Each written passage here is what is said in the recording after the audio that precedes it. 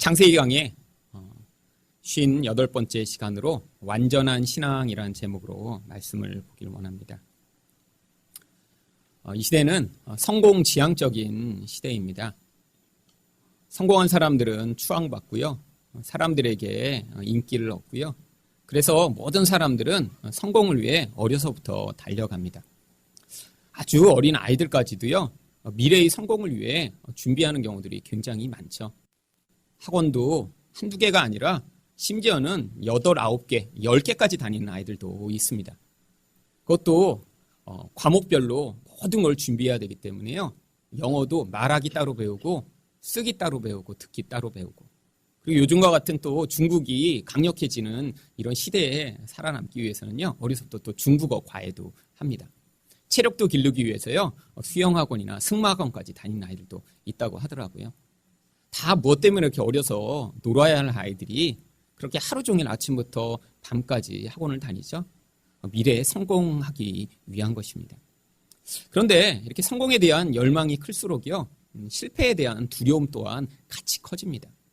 미래에 잘못되면 어떻게 하지? 내가 원하는 그런 학교에 가지 못하거나 또 내가 원하는 그런 회사에 취직하지 못하면 어떻게 하지?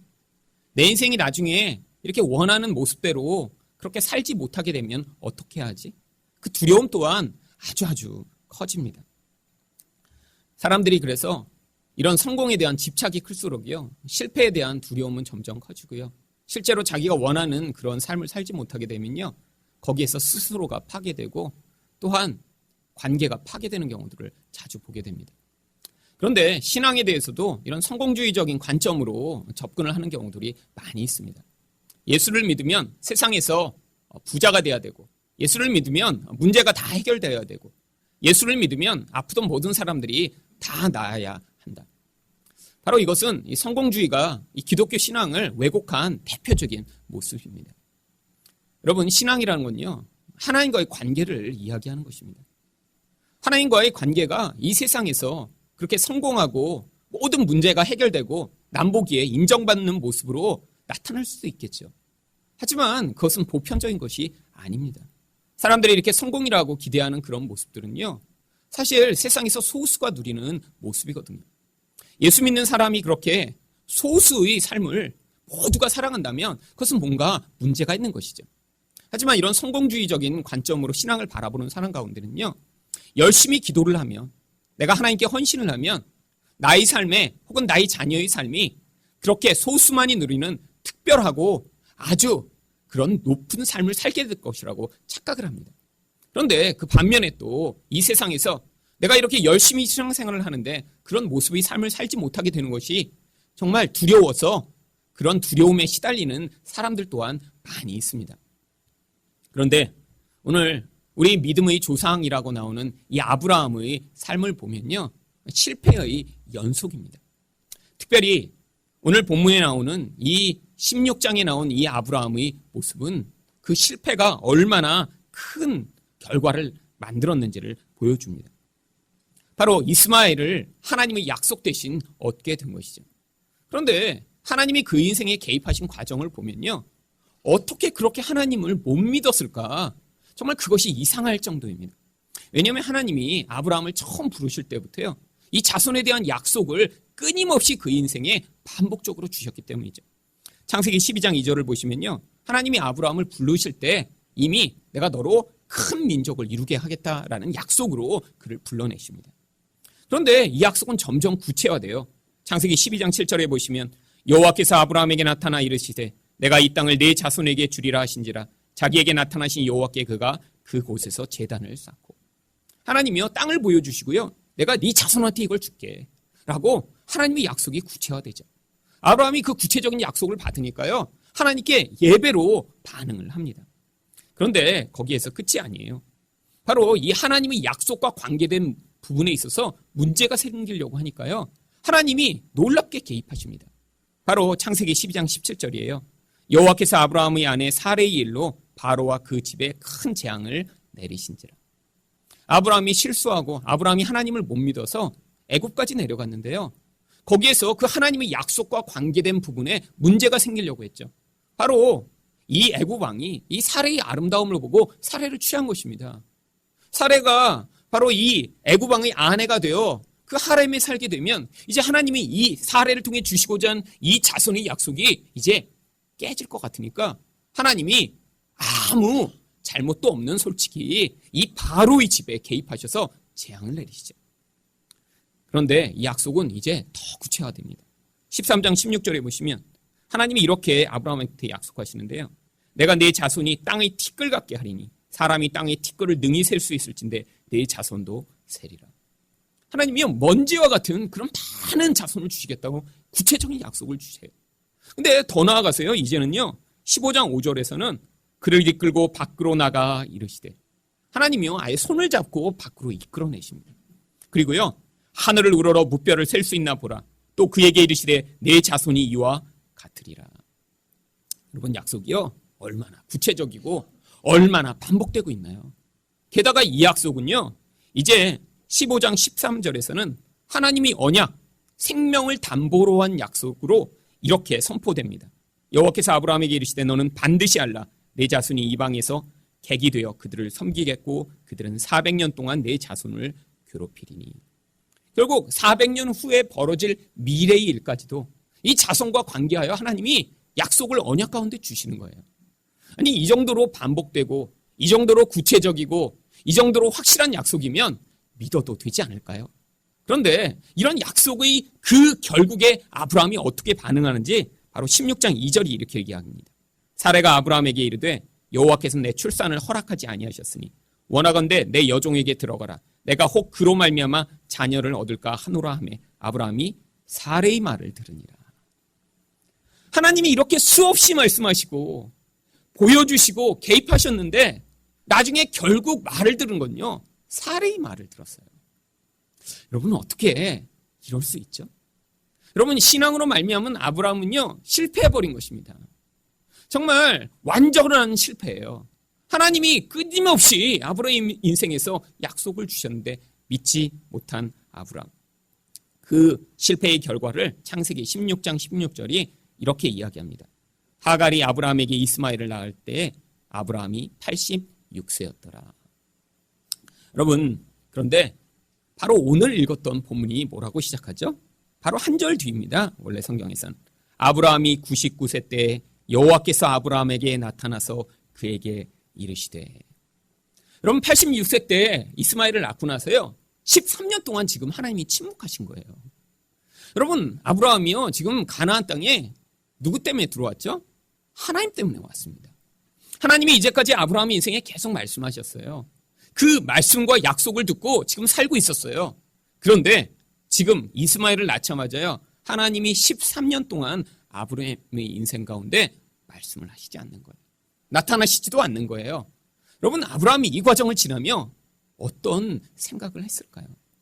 아브라함이 이 과정을 지나며 얼마나 마음이 불안했을까요? 그런데 하나님이요 그를 버리시지 않고 13년 만에 나타나십니다. 여러분, 그런데 정말 이게 아브라함의 이런 비참하고 정말 연약한 모습만을 보여주시기 위한 그런 목적인가요? 아닙니다. 결국 이 모든 과정이요 아브라함에게서 말미암는 모든 인간적 결과는 하나님이 지워버리시고요 하나님의 것을 주시기 위한 과정으로 이 실패를 일부러 허락하신 거예요. 여러분, 하나님이 약속을 주신 게 75세 때예요. 여러분, 그동안 아브라함은요 결혼을 하고 나서 자녀가 없으니까요 오랫동안 자녀를 기대했겠죠. 여러분, 근데 결혼해도 10년, 20년, 30년 됐는데 아이를 못 낳는 그런 부모가 이제 내가 70쯤 됐는데 이제는 생길까? 이런 기대를 할까요? 여러분, 아브라함은요 이제 사레와의 관계 가운데 자녀를 낳을 것에 대해서는 완전히 포기한 상태였던 것입니다. 그런데 그때 하나님이요 뜬금없이 나타나서 자녀를 주시겠다고 약속하세요. 자기는 포기했는데 하나님이 그 마음에 새 마음을 주신 것입니다. 그런데 하나님이 얼마 동안 자녀를 안 주세요? 10년 동안 자녀를 안 주세요. 여러분, 우리라면 그 10년을 기다릴 수 있었을까요? 여러분, 우리라면 그 10년을 믿음으로 견딜 수 있었을까요? 여러분, 근데 실제로 자녀가 주어진 것은 언제죠? 100세 때입니다. 100세 때. 여러분, 언제까지 하나님이 기다리신 거죠? 아브라함으로부터의 가능성이 완전히 포기될 때까지요. 끊임없는 실패를 통해 인간은 이렇게 하나님의 뜻을 이룰 수 없고 인간 안에서 그 구원의 결과를 가져올 수 없음을 그 아브라함의 인생으로 보여주실 그때까지. 아브라함이 이렇게 75세 때 받은 약속을 10년 동안 못 믿고, 아니 85세 때 이렇게 실수를 했지만, 그러면 20년 동안 믿었으면 그 다음에는 이 아브라함이 잘 믿었으니까 그 믿음에 따라서 어떤 결과가 주어졌을까요? 아닙니다. 여러분, 이게 바로 인간이 보여주는 실패의 모습인 거예요.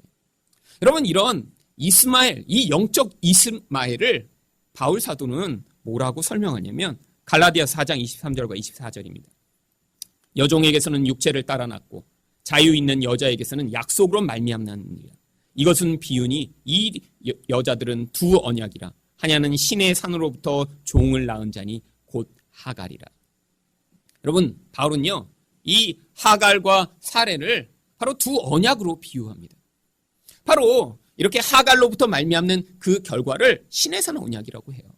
여러분, 신의 산 언약은 무엇이죠? 바로 옛 언약입니다. 인간이요, 열심히 하나님의 율법을 지키면 복을 얻게 된다는 그 약속이에요. 근데 그 약속의 결과가 이런 복이지만 반대로요, 그것을 다 못 지키면 저주가 임한다는 게 또 신의 산 언약이에요. 여러분, 그래서 인간들이 열심히 그 언약을 지키고자 했지만 구약의 결론이 무엇이죠?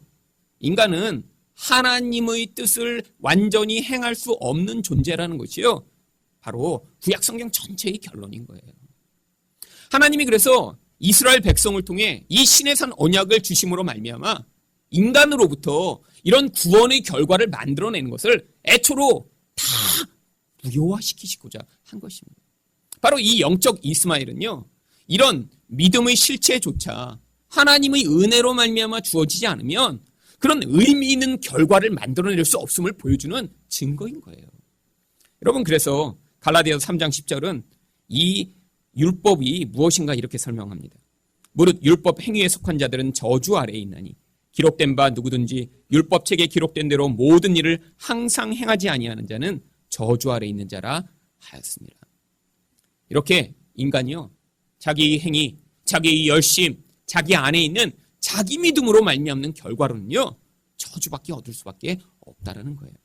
하나님이 그래서 이렇게 하나님으로만 말미암는 결과의 은혜를 우리에게 주시고자 무엇을 약속하셨냐면 갈라디아서 3장 13절과 14절입니다. 그리스도께서 우리를 위하여 저주를 받은 바 되사 율법의 저주에서 우리를 속량하셨으니 기록된 바 나무에 달린 자마다 저주 아래 있는 자라 하였음이니라. 이는 그리스도 예수 안에서 아브라함의 복이 이방인에게 미치게 하고 또 우리로 하여금 믿음 안에 무딤으로 말미암아 성령의 약속을 받게 하려 함이라. 여러분, 인간으로 말미암는 결과가 아니라 하나님이 인간이 받아야 할 저주를 예수 그리스도에게 전가하시고 인간에게는 그 하늘로부터 말미암는 그 생명과 은혜를 인간이 아무 참여가 없이 은혜로 주시겠다고 약속하신 거예요. 여러분, 이것이 바로 이 이스마엘의 실체이며 이것이 은혜로 주신 이삭의 본래의 의미인 것입니다. 여러분, 많은 사람들이요, 신앙생활을 하면서 이 이스마엘을 마치 구원자로 기대하게 되는 경우가 많이 있어요. 여러분, 한국 교회가 그래왔습니다. 왜냐하면 이 이스마엘이요, 훨씬 쉽거든요. 이 이스마엘이요, 내 노력으로 만들어낼 수 있거든요. 이 이스마엘이요, 인간의 노력이 만들어지면요, 어떤 그런 가시적인 결과가 나타나거든요.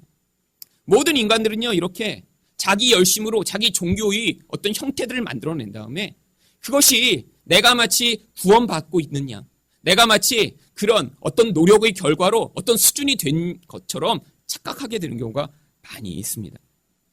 여러분, 그런데 그 결과가 무엇이죠?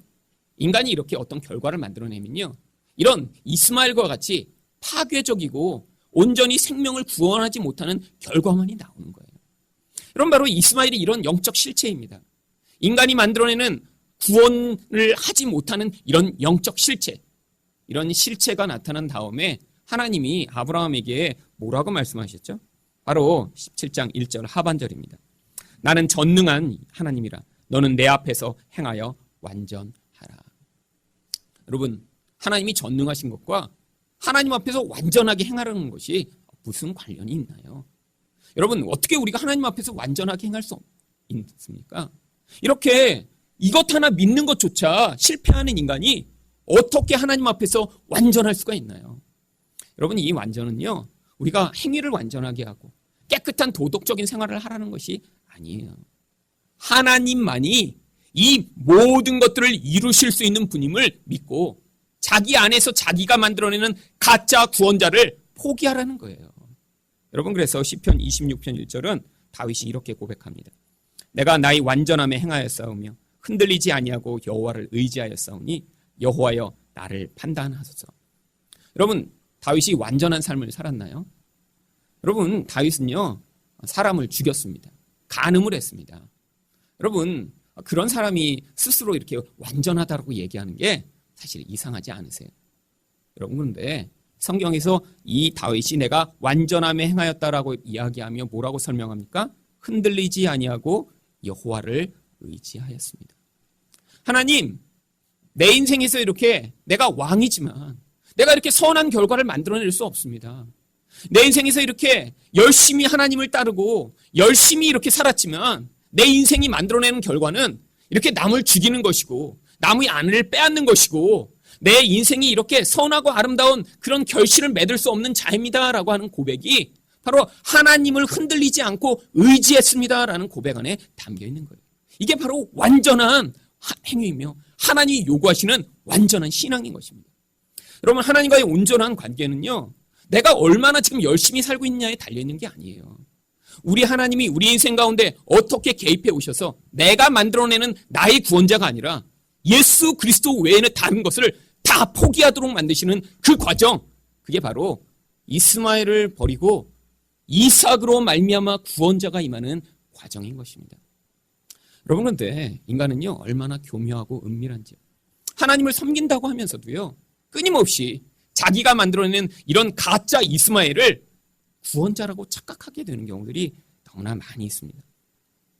여러분, 제가 이제 한국에 들어온 게 지금 이제 한 3년쯤 되죠. 그런데 제가 이제 미국에서 있을 때 제 신앙은 제 인생에서 가장 최고조에 달했다고 생각을 하던 시기였습니다. 왜냐하면 그때는 뭐 사역도 안 했고요. 하루 종일 하고 있는 게 기도하고 성경 보고 기도하고 성경 보고 또 기도하고 성경 보고 그렇게 8년을 살았거든요. 사역도 안 했고요. 그리고 뭐 일이라고 해도 이 큐티책 원고 쓰는 일, 그것도 성경 보고 이렇게 묵상하는 거고. 모든 게 저희 삶이 정말 새벽 4시부터 일어나서 잘 때까지 하루 종일 기도하고 성경 보고 이렇게 8년을 사니까요. 거의 도사처럼 됐습니다. 여러분, 며칠 그렇게 살면 그래도 이렇게 굉장히 여러분 이렇게 멋져진 것 같으시잖아요. 그렇잖아요. 평소에 큐티 안 하다가 큐티만 이렇게 하루 하시고 이렇게 금요 기도회만 나와도 이렇게 성화된 것 같고 굉장히 이렇게 멋져진 것 같은데, 여러분 8년을 그렇게 살았다고 생각해 보세요. 어떤 때는요, 3달, 4달을요, 하루에 10시간씩 기도하면서 살았어요. 여러분, 그렇게 하나님이 어떤 상황들을 주시며 몰아가셨습니다. 그러니까요, 제가 정말 이렇게 점점 더 멋져지고 있는 것 같았어요. 그래갖고요, 그 과정을 지나며 마음 안에 큰 기대가 있었습니다. 하나님, 저를 이렇게 은혜를 많이 주시고 이렇게 말씀을 준비하게 하시고 기도하게 하셨으니 한국에 가서 하나님 훌륭하고 멋지고 사역 잘하는 이런 교회를 하나님 세우게 하여 주세요. 여러분, 그래갖고요, 여러분 기도를 많이 하면요, 무슨 일을 하냐면요, 여러분 기도를 많이 한다는 게요, 뭐 단순히 하나님 뭐 도와주세요 이렇게 기도할까요? 기도하면서 계속 생각을 하는 거예요. 어떤 생각을 했죠? 한국에 가서 어떤 훌륭한 교회를 세울까? 어떤 멋진 교회를 세울까? 얼마나 사역 잘하는 교회를 세울까? 유명한 교회를 세울까? 여러분, 근데 제가 이전에 한국에서 그런 유명하고 멋진 교회들에서 사역을 했었습니다. 제가 딱 사역했던 2개 교회가요, 바로 80년대와 90년대 그리고 얼마 전까지 가장 크고 가장 유명하고 가장 멋진 교회들이었어요. 여러분, 유명하고 사역자라고 멋진 교회였어요. 여러분, 근데 제가 미국에서 기도를 하면서 사실은 그런 모델밖에 못 봤기 때문에 열심히 기도하며 하나님, 제가 유명하고 사역자라고 영광스러운 이런 교회 세우고 그런 교회 목회하게 해주세요. 그렇게 기도했던 거예요. 여러분, 열심히 기도했습니다. 하루에 10시간씩 열심히 이렇게 기도하고 준비하면 나중에 그런 놀라운 결과를 이루게 될 거라고 믿었어요. 하나님이 계속 제 믿음을 강화시켜 주셨죠. 여러분, 그런데 한국에 돌아와서 왔는데요, 그렇게 멋진 일이 일어날 줄 알았는데 아무 데서도 연락도 안 오는 거예요. 일단 저희 부모님 댁에 가서 살기 시작했습니다. 3개월을 살았는데요. 이제 더 이상 거기서 살 수가 없었어요. 저희 아이가 이제 학교를 가야 되는데 이제 학교가 없어서 이제 거기서 나와서 광명이라는 곳에 어떤 목사님이 이제 여기 지하실에 이렇게 남는 방이 있으니까 여기 와서 임시로라도 좀 있으라고. 그래서 거기에 들어갔는데요. 저는 금방 무슨 일이 벌어질 줄 알았어요. 제가 미국에서 이렇게 8년이나 준비하고 왔는데, 아니 하나님이 지금 사람이 여기서 지금 당장 필요할 텐데 왜 빨리 연락을 안 하시지? 근데 하나님 말씀도 안 하시는 거예요. 아니 미국에선 매일매일 말씀하셨거든요. 매일매일 약속을 주시는 것 같았거든요. 그런데 침묵하시기 시작한 거예요. 제가 한 4개월쯤까지 기다리다가요. 너무 급해갖고 기도원에 들어갔습니다. 기도원에 들어가서요. 하나님이 말씀을 왜 안 하시나 제가 따져 묻기 시작했는데요. 기도원에 가니까 오히려 더 음성이 안 들리는 거예요. 그럼 기도원에서 2달을 지냈습니다. 결국 2달을 지낸 다음에 아무런 약속도 못 기도원을 나왔어요.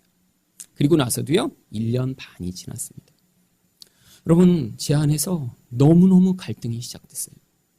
이렇게 열심히 기도하고 열심히 성경 보고 나면 이렇게 훌륭하고 멋지고 사역 잘하는 교회를 세워서 그래서 많은 사람들에게 이렇게 하나님의 영광이 이런 식으로 나타난다라고 드러내고 싶었는데 제가 만들어낸 결과가요. 영적 이스라엘이었던 거예요. 여러분 하나님의 뜻에 따라 자기 마음대로 행하시는 그 결과가 거기에서 생명이 나오는 것입니다. 그게 예수로 말미암는 생명이에요. 내가 만들어내는 그림, 내가 만들어내는 미래, 내가 원하는 그런 모습이 아니라 인간적 결과와 인간적 모습이 다 파괴되고 그런 아무것도 할 수 없는 인간을 통해서만 하나님이 행하시는 그 결과만이 그런 생명을 만들어내는데 저는 제가 열심히 기도했으니까 열심히 성경을 봤으니까 그런 멋진 교회로 말미암아 이전과 똑같이 생명을 잉태하지 못하는 것을 만들어내고 싶었던 것이죠. 여러분 그렇게 유명하고 그렇게 영광스럽던 그런 교회들이 지금 어떤 교회가 되었나요? 사실 10년, 20년이 지나기 전에요. 오히려 그 교회 다니는 게 부끄러운 이름이 되었습니다. 왜죠? 인간이 만들어낸 어떤 규모, 인간이 만들어낸 그런 결과를 예수님의 자리로 대체해버렸기 때문이에요. 여러분 예수 그리스도만 의지한다는 게 뭐죠? 다른 자랑할 모든 것들을 버린다는 거예요. 교회가 얼마나 큰지, 교회가 얼마나 사역을 잘하는지, 교회 목사님이 얼마나 유명한지, 우리 교회가 얼마나 멋진 건물을 가지고 있는지 그걸 다 버리고 우리는 예수 그리스도만 믿는다. 이게 바로 참된 신앙을 가진 사람이 되는 것이고요. 완전한 신앙의 자리에 서는 거예요. 여러분 그런데 그 예수를 버리고 다른 것을 그 자리에 세워놓을 때 그 모든 것이 거짓된 신앙이 되는 것입니다. 겉으로는 멋져 보여요. 유명한 교회가 되고요. 멋있는 사람이 되고요. 남에게 인정받는 모습을 갖출지 몰라도 그게 인간을 구원하지 못하는 거예요. 여러분 제가 1년 반을 그 지하실에서 울다가 하나님 앞에서 그런 생각을 하게 됐어요.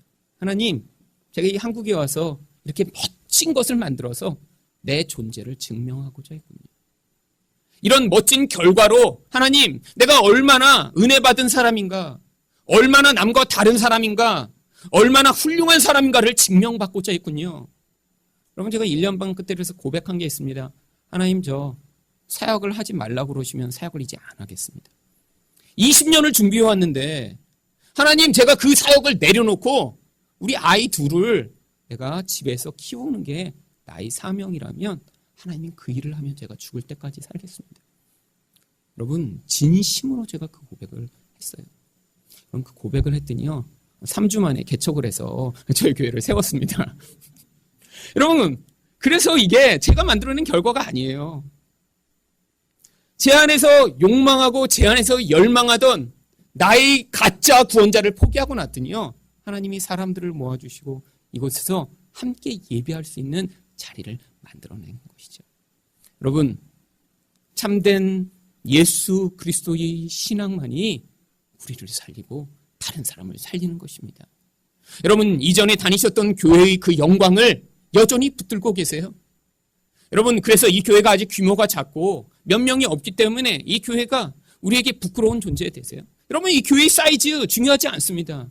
이 교회가 얼마나 멋진 시설을 갖추는가 앞으로도 중요하지 않아요.